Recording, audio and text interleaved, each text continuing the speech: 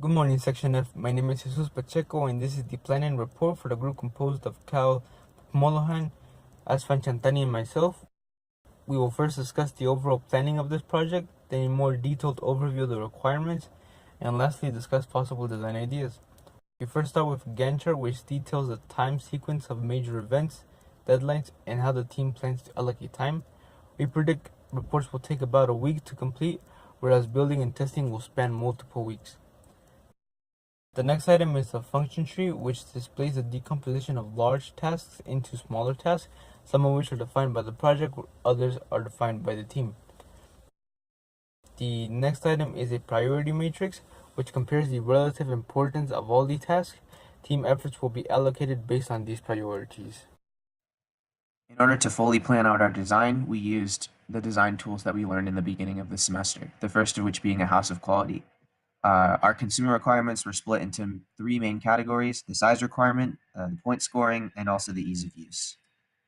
So the most important consumer requirements that we weighted were fitting in the box in order to prevent disqualification, extending and retracting from the center since most of the point scoring is done near the center, and also for the robot to be durable so that it can run many times without breaking. These informed the most important engineering requirements, which was minimizing the volume of the robot to prevent disqualification, maximizing the length of our extension in order to make sure we hit the center, and also reducing the amount of negative points we get by limiting the number of squash balls we collect, which ends up recording negative points. This is our specification sheet. The main demand is to score the maximum points. Some of the important specifications are the volume of the robot can hit this maximum due to the maximum definition in the project rules.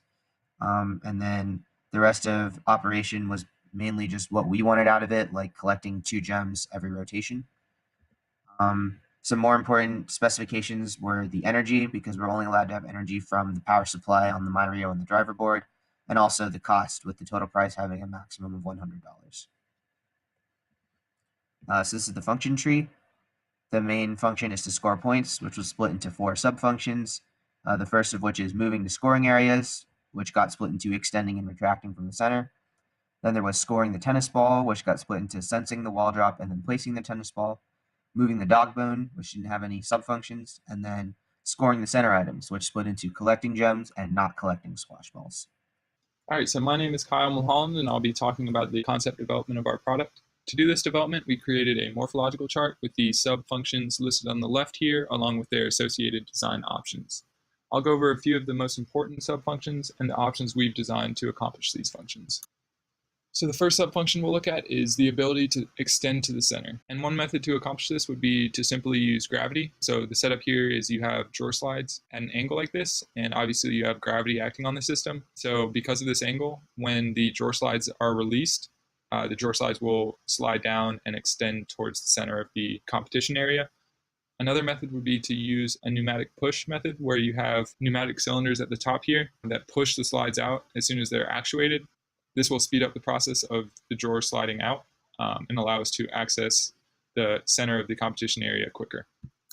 Another important subfunction is retracting from the center. And so one method to do this would be to use a winch pull, which involves having a motor here that has a string attached to it, and the string is attached to the drawer slides. So when the motor turns, the string is pulled up and the slides contract into the design. Another method would be to use a pneumatic pull, which would involve having pneumatic cylinders at the top here that are directly connected to the drawer slides. So when the cylinders contract, the drawer slides will come in.